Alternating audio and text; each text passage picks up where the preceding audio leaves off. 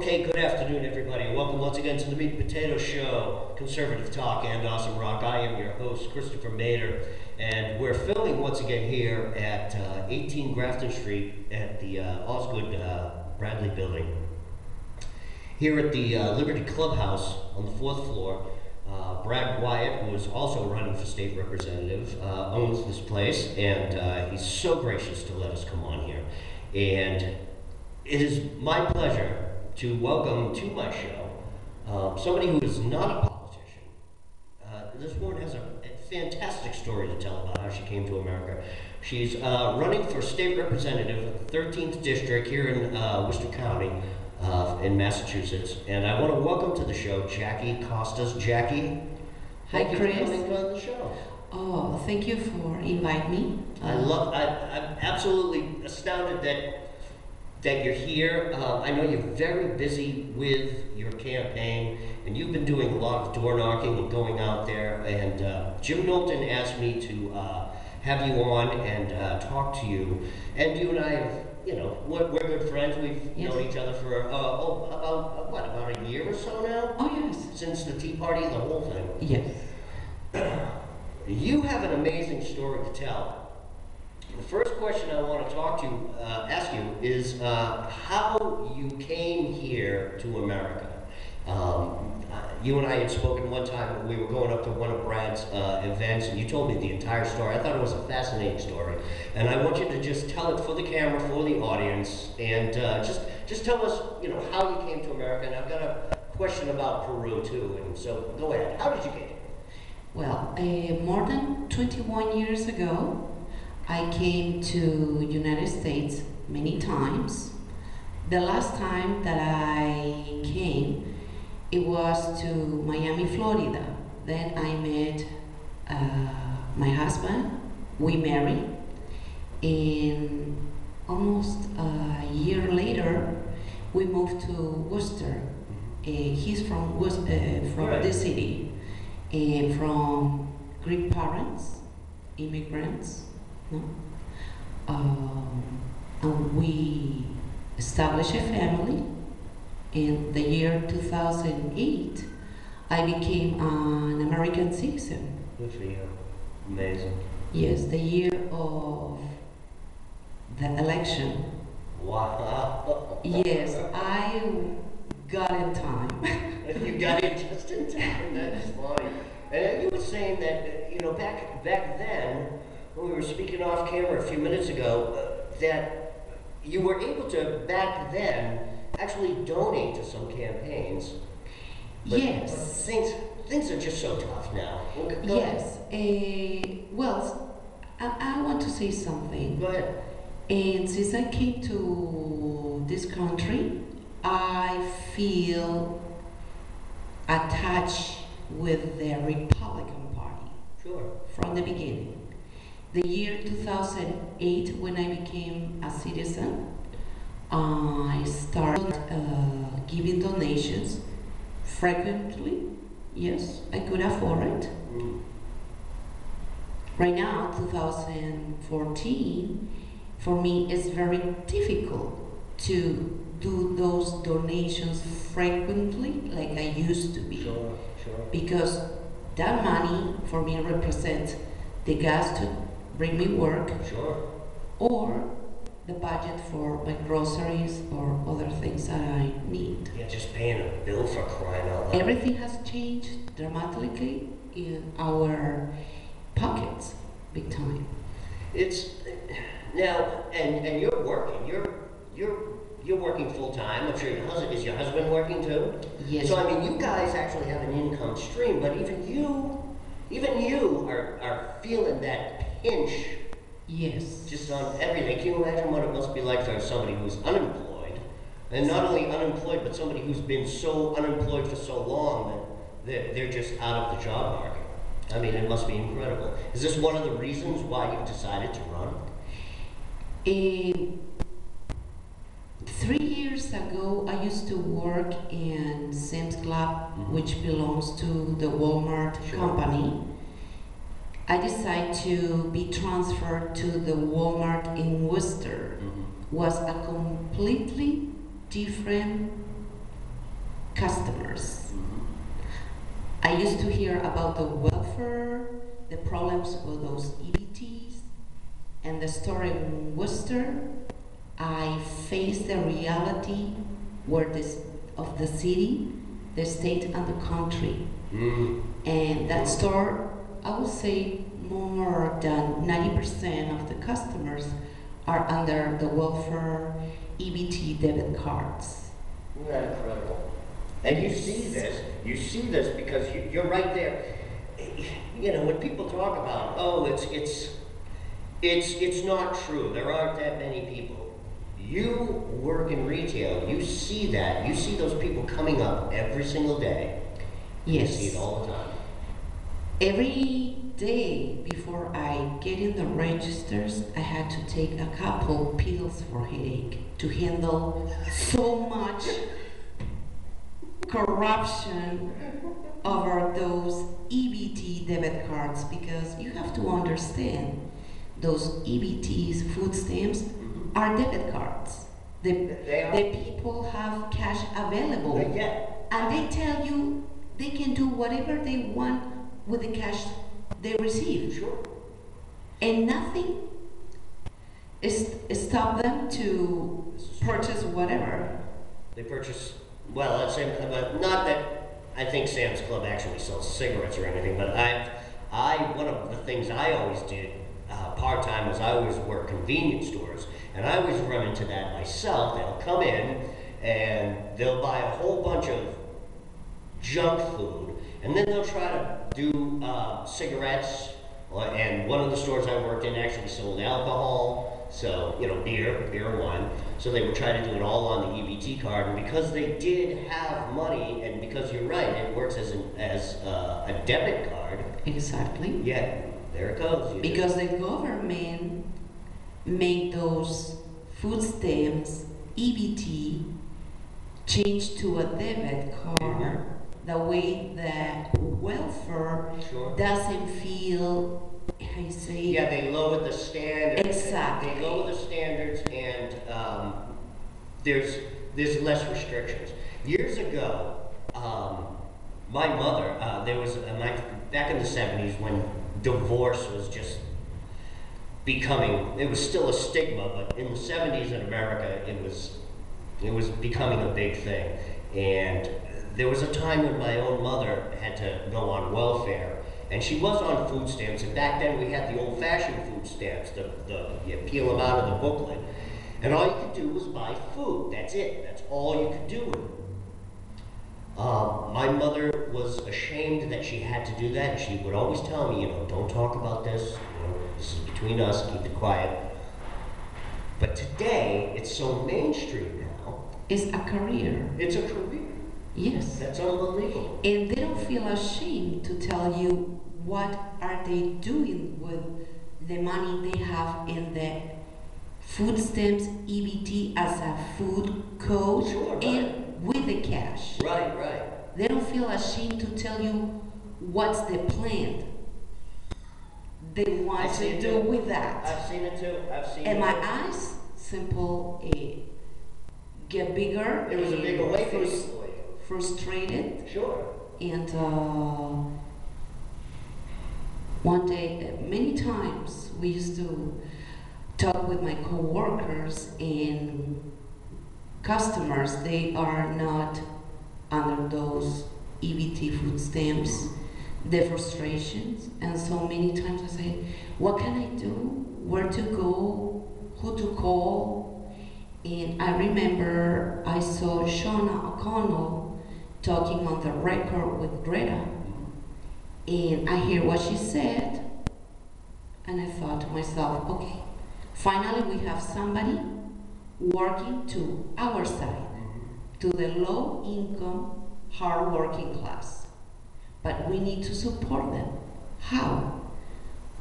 Because I belong to the tea parties, I received invitation, and right after I saw Shauna talking on the record, I received an invitation from the Twin City Tea Party in Leominster. Sure. Shauna was going there. And I thought to myself, okay, I have to meet this woman. So I drove to Leominster to meet her.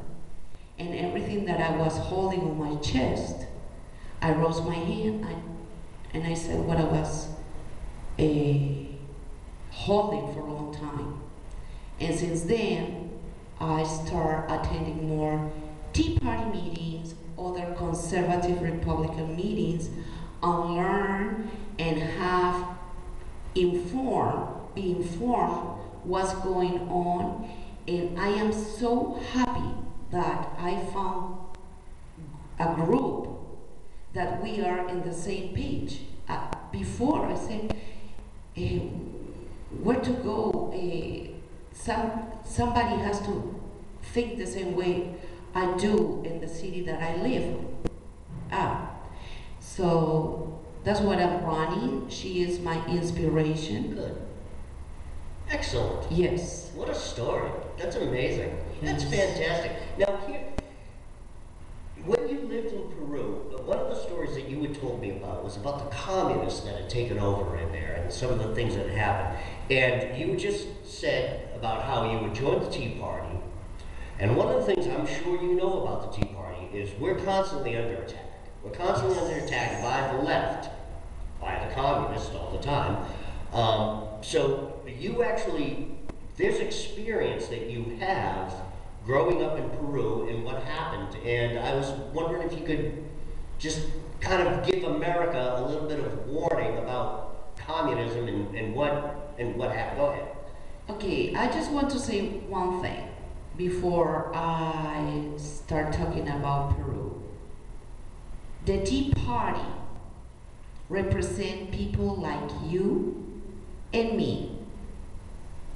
I know the Democrats, liberals are attacking constantly our group. And that is not right. That is not true. Because I am from another country who experienced communism, socialism, terrorism. I am a cashier. I am basically a regular person. Okay, I found in the Tea Party members, people like us. We are suffering the consequence of the bad financial crisis that the Democrats, liberals are putting this country through. So back in the years when I was younger, much younger, I grew up in a middle class. I remember my father changed cars every 6 months. But a few years later, the militaries, under the communist leader, they took over the country. They went over industries, factories, business, lands, and over the medias, TV, radio, magazine, newspapers. They went over these people's homes, took them, drove them to the airport, and kicked them out of the country. Yes, and those old days, you weren't allowed to walk later of 8 o'clock in the afternoon, in the night, I mean. Drive your car 3 times a week. Jesus. Making long lines to get basic groceries. In Latin America, eat rice. They give a package for each person for 15 days. No?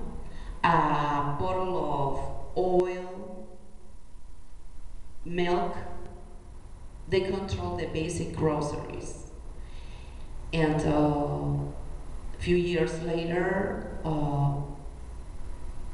another military, which it wasn't too lefty, because the communist military were going to drive the country to a war with Chile, who makes border with our country. Right. When that was going to happen, another group of militaries removed this one, and the new militaries make the country change to democracy, to go vote for president.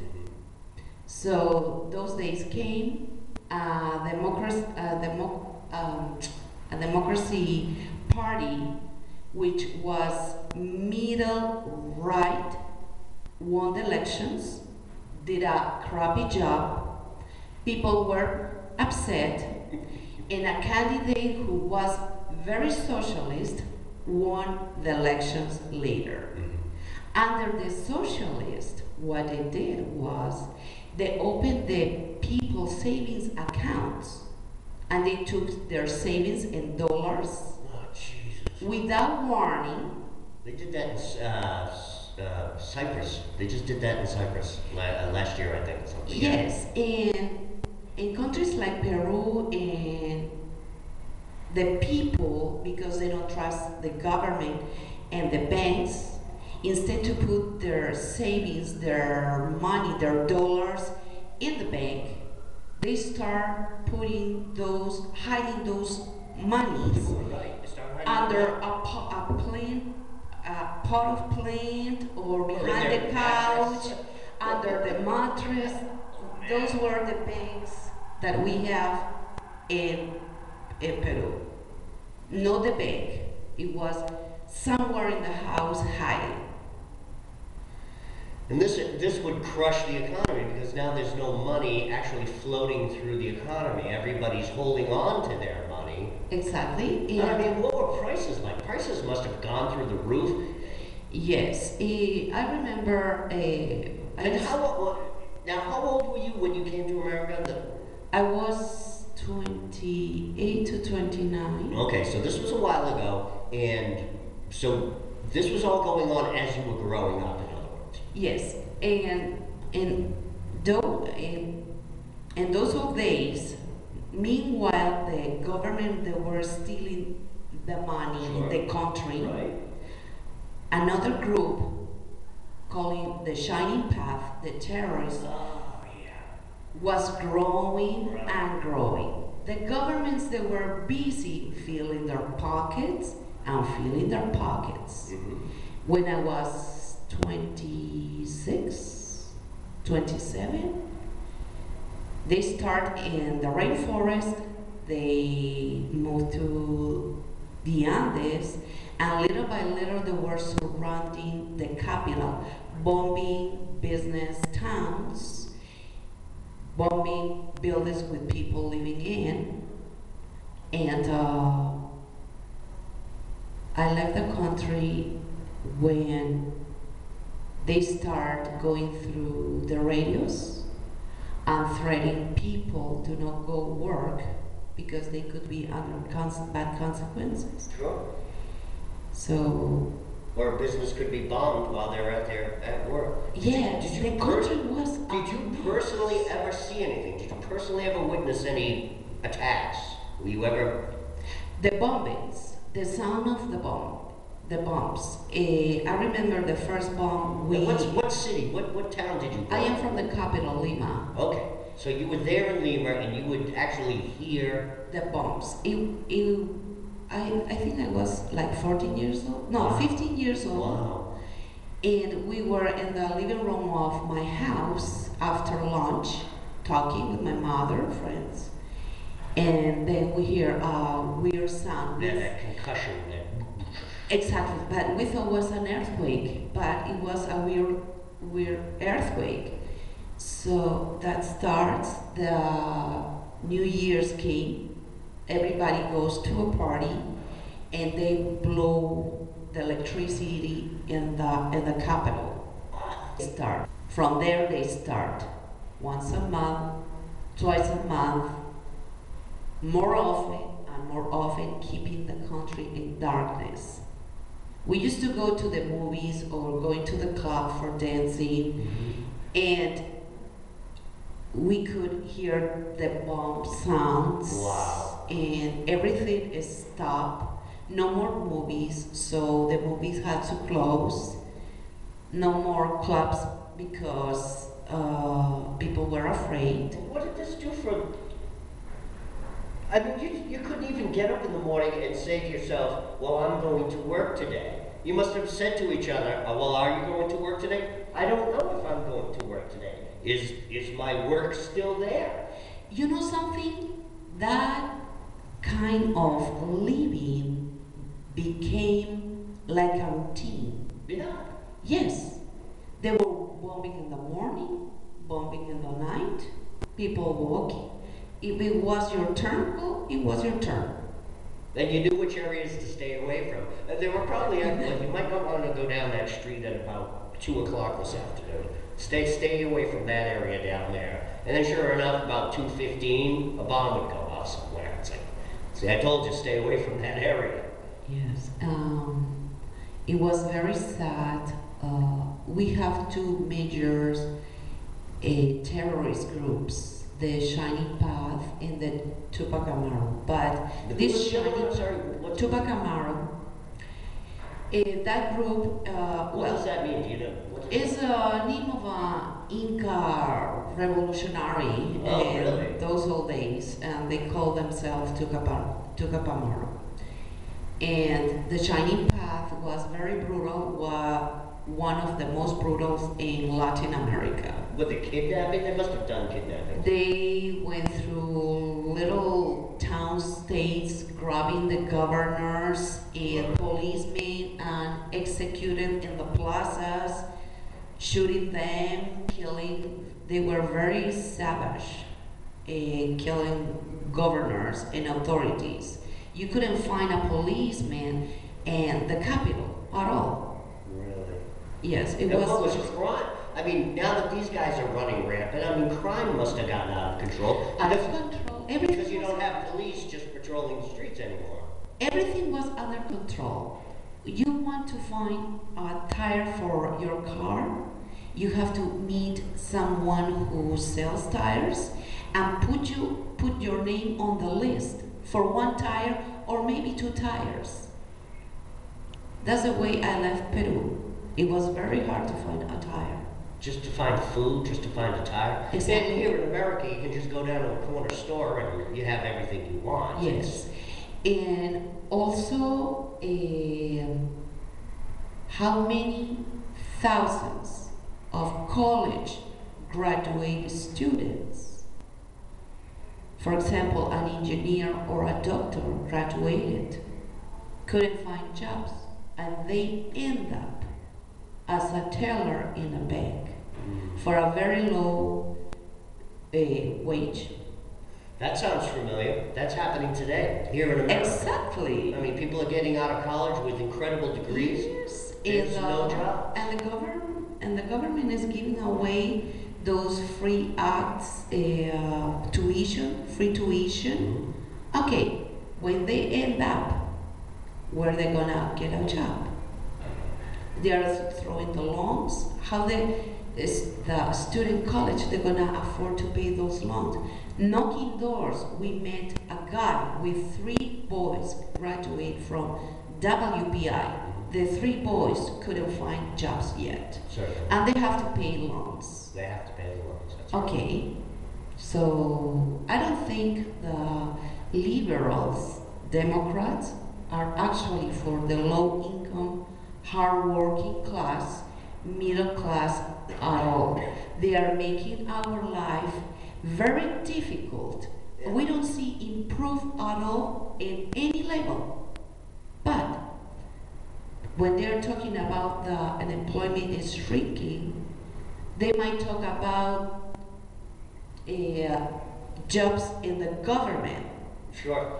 That doesn't mean that unemployment shrink. And they never count what you and I talked about earlier, they never count the amount of people that have their benefits have run out. They're actually just moved off of the statistical chart. Exactly. Their benefits have run out, they still haven't found their job. It's almost like a no man's land. Exactly. So they coded the reality. Yeah, they sugarcoat it. Exactly. Well, there's only so many people, let's say, what was it? I think there's only 200,000 that signed up for unemployment this month, down from last month. But that's the people that actually signed up for unemployment. They don't include the millions of people that they're off the chart now. Their benefits are out, they're off they're off the statistical chart now. I am not an expert, but I listened, I observed, and I am in touch with real people who are living day by day, Check by check. check by check, and the checks are getting short. They have to choose from roof, food, or medicine. Not the three together. And that's insane. It's only one. You have to choose one. Exactly. So that's what I involved. I want to do something. I want to work. Jim Knowlton invited me. I was hesitating because I am not a political person. But somebody has to do something. But I think that's It's easy to get it down, get your opinion, complaining, but help. Get up and help the Republicans. And do something. Get involved with the Tea Parties. They need people. So you are doing nothing sitting in your couch, complain about the situation, thinking that your vote means nothing. You know something? When we get in the communist system, there will be no way to get out there. When you decide to give your vote and make your voice heard, it's gonna be too late, very too late. It's incredible. It's incredible. I think part of the problem is that everybody thinks that it's up to a politician to solve the problem, when the politicians themselves are creating the problems. People like you, people like me, and somebody like Brad who's also running, these guys, we're not politicians. No. But we have to live Exactly. in this mess that they create. Yes. So it is up to us it's up to us to solve these problems.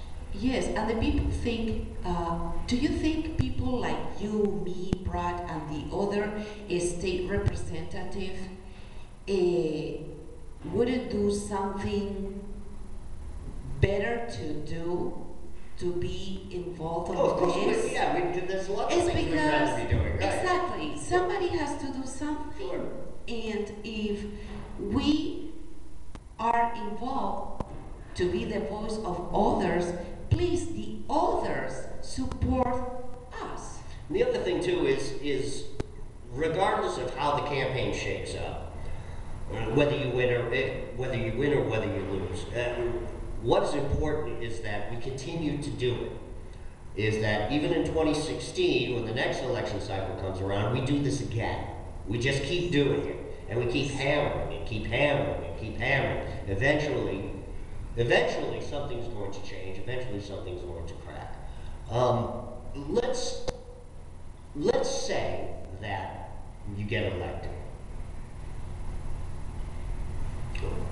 What are some of the things you would like things to change? What are some of the things that you would like to introduce? Have you thought about this? Oh yes, many times. Sure. Well, go ahead. Welfare reform, EBT reform. I don't want to see 3 full carriages of the most expensive food, and behind them an old lady who worked all her life is struggling financially and she has to choose raw food or medicine. I don't want to see that, because I could see in that old lady a person like me too in the future. I don't want to see that. I don't want to see those EBTs, and hence they can afford very expensive shoes, very expensive clothing, purses, jewelry, talking about cruises they were taking for vacations. Yeah. I don't want to see that. That exists. I am not a candidate for those people. I want to repeal the tax on the gas. It's very important because, again, that will affect us tremendously. That will be attached with the inflation. Sure. Inflation goes up, that goes It up. becomes a vicious circle. Exactly. And it never stops. Yes, and they say to repair roads. Right. No, that's to repair more their pockets. And you came from Peru, you saw that, you know Exactly. I used to work for a lawyer who was attached with the corrupted socialist government. My office was one of the privilege and benefit. Wow. No, yes, I saw through my hands a lot of fraud and waste, big time. I'm not talking about thousands, millions. I carry in my purse a lot of money to deposit in a special account. I was 21 years old. No way! And I look at 50 years old girl taking a taxi, going to a bank and deposit that money in a special account. So what was it American dollars? They were dollars. In Peru, everything is about dollars.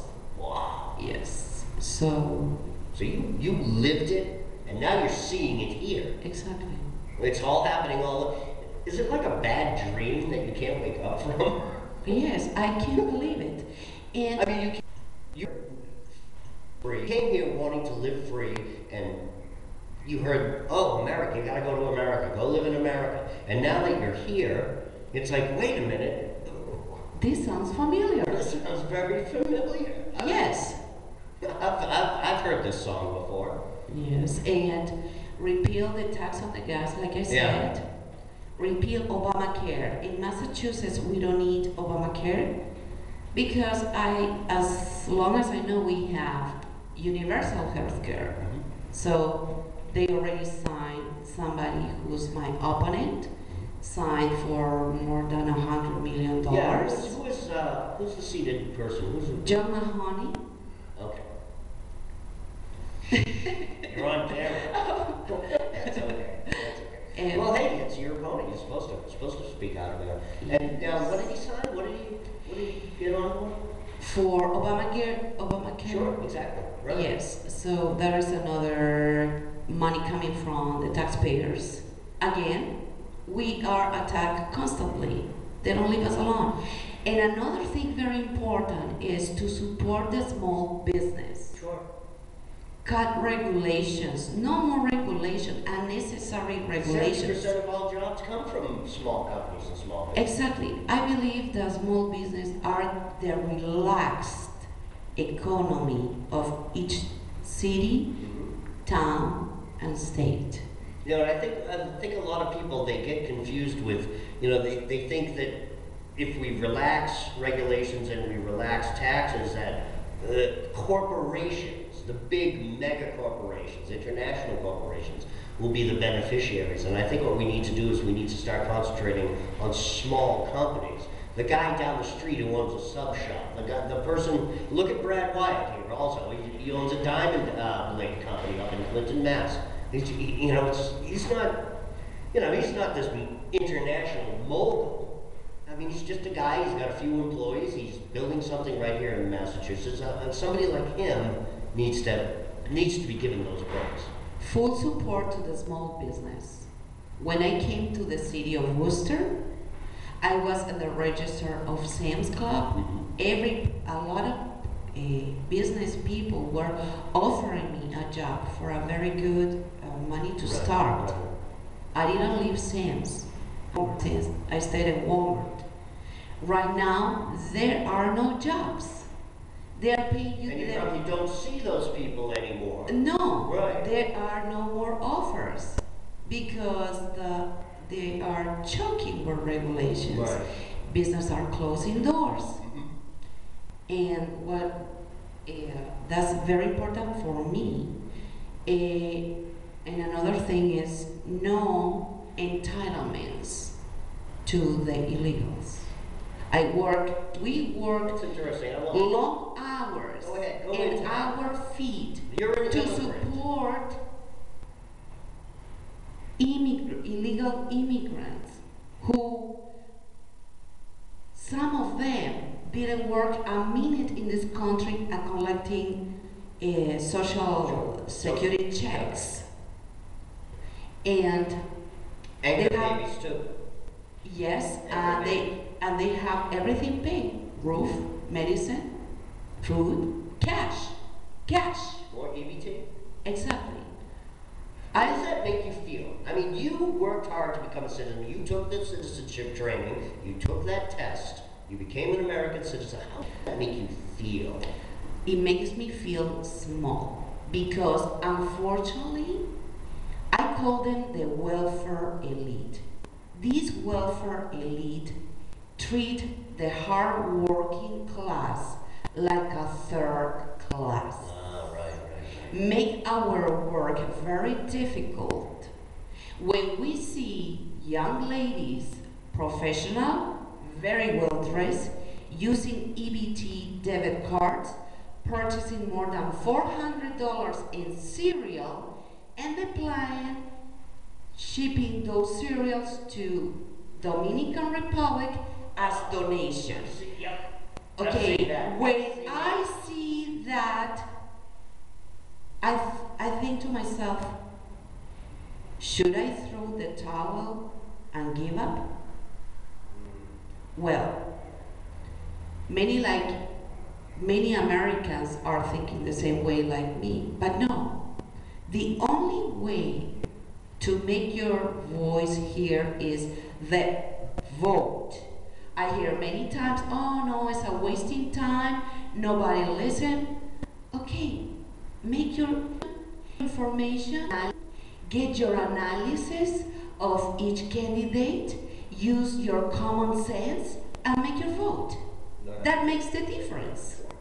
Not for the person who speaks very nice, very smoothly, like the guy who says, yes, we can hope and change.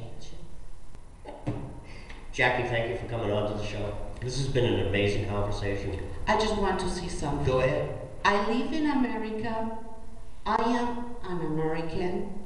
I don't want to change, fundamental, transform America. Period. God bless you all. Thank you. Thank you. Thank you.